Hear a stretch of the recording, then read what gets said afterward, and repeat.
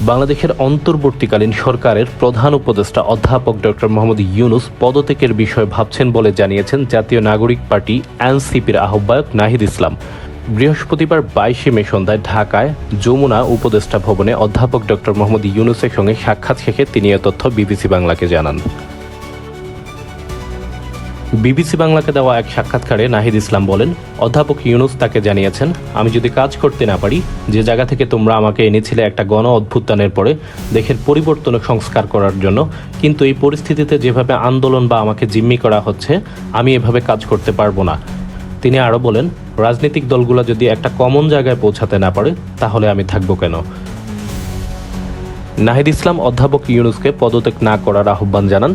তিনি বলেন, আমাদের গণ অভ্যুত্থানের আকাঙ্ক্ষা এবং জাতীয় নিরাপত্তা ও দেশের ভবিষ্যৎ সবকিছু মিলিয়ে উনি যাতে শক্ত থাকেন এবং সবগুলা দলকে নিয়ে যাতে ঐক্যের জায়গায় থাকেন।